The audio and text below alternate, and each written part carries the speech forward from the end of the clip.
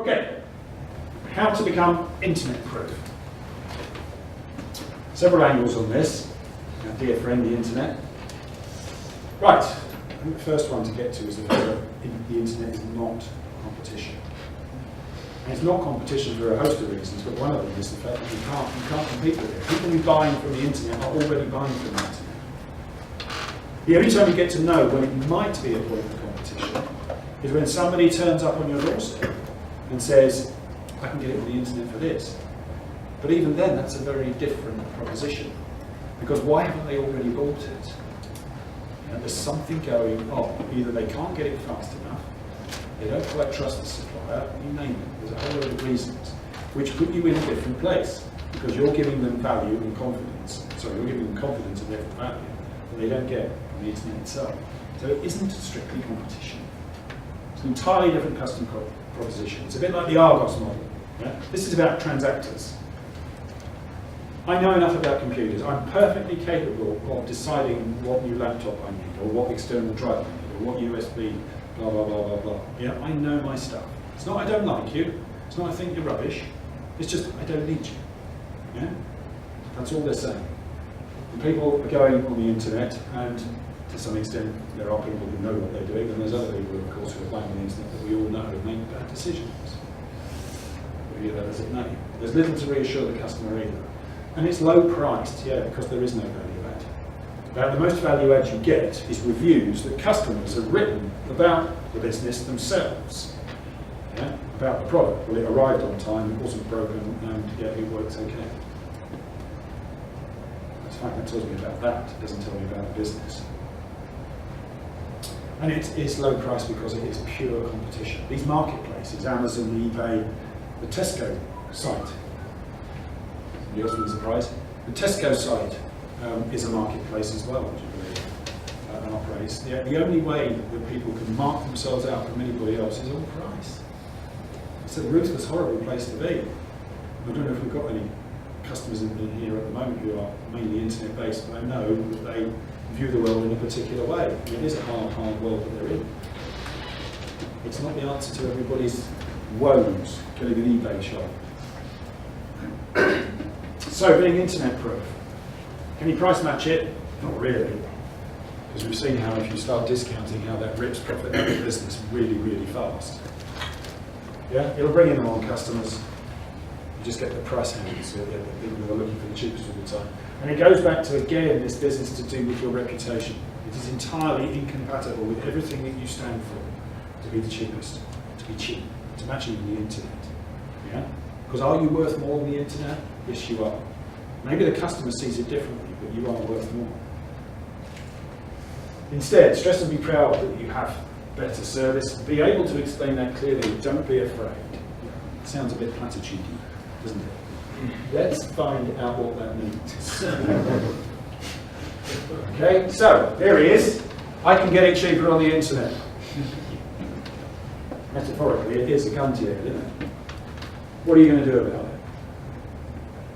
Breathe deeply, put the gremlins and the chips to one side, and say,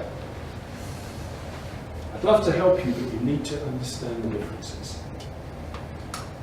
And then go on to explain the fairness of your pricing, and that you're not actually seeking to be greedy, you're just charging what's reasonable. How do you do that? Right. I have staff, premises and stock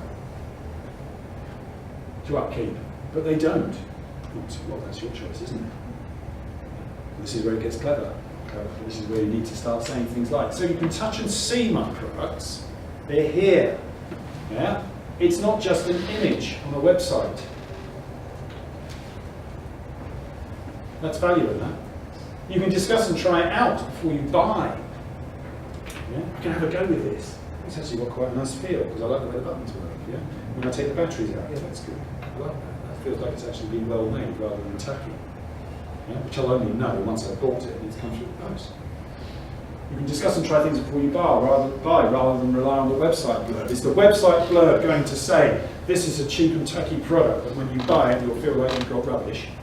Of course it is. Of course it is. It's going to flog it, isn't it? If you like, I can help make certain that you are buying the right thing. You are making the right decision. Yeah? You don't have to rely on their sales speak. Yeah? Because sales speak is unbiased? Typically not. More things to say. Oops. Should anything go wrong, in the unlikely event that anything should go wrong, I'm here, not only available at the end of the phone, you can come and look at me in my eyes. Yeah? That kind of says something about how confident I am. I'm not going to sell you rubbish. Because do I want to have an argument with you? Not really. And and you won't have to send anything away. There's nothing going to get lost or broken in the post. Which it does. Not every time, of course. But sometimes it does. And how disappointing is that when you've been looking forward to receiving a nice new, whatever they call these things, and you turn up and it's busted. Shit, I can't use it. I needed it for tomorrow, damn it. I'm going to have to go and buy it from a shop instead. Yeah, you can buy it from me here and now. There's huge value in that. I've got it in stock. There it is. Try it out. Like it? Take it. Not wait and get it dropped shipped to you. That's always a nice little one to add in as well. Because I don't actually, as the internet provider, I don't have the stock. It's some third party somewhere else who doesn't have any relationship with you. Now, how much are they going to care about the product? Come see and talk to me anytime. Face to face. About anything. We are here to help. And yeah, I'll keep you up to date with alerts, virus alerts, and upgrades or advice on your software and your computer. I'm not in the game of spamming you with sales. So a whole load of things that you can say that really bring to life the fact that having a shop with staff actually amounts to a huge amount of value. A whole load of reasons why you can't be the same price as the internet. Because there's worth here. There's a huge amount of worth. Busted? I'm still waiting for this to go. In fact, why not go the whole hog when it comes to the guys on the internet, or the people who are shopping on the internet, I should say. Why not go out of your way? Get feisty. Invite them in. Yeah? Internet shopping? Free advice given. Why would I want to do that?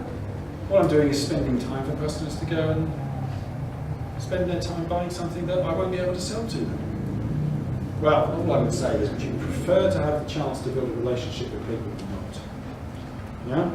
You've got a chance here to turn things around. There's a customer in the room at the moment who used to sell, who when confronted with people who came in saying that they could buy a particular computer from Dell, would say, well, go ahead, I can do the virus transfer. That's a good one, isn't it? I can do the data transfer. Yeah? I can help set it up for you, which is all value add.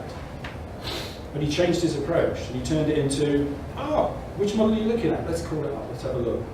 Started looking at what they were actually proposing to buy, chatting through what they were going to be using it for, and more often than not, finding that in actual fact the machine they were proposing to buy wasn't necessarily the best one for them. And that in itself generates more sales. If it doesn't ultimately lead to you getting that sale, it certainly repositions you in that customer's mind as somebody who pretty well knows what they're talking about.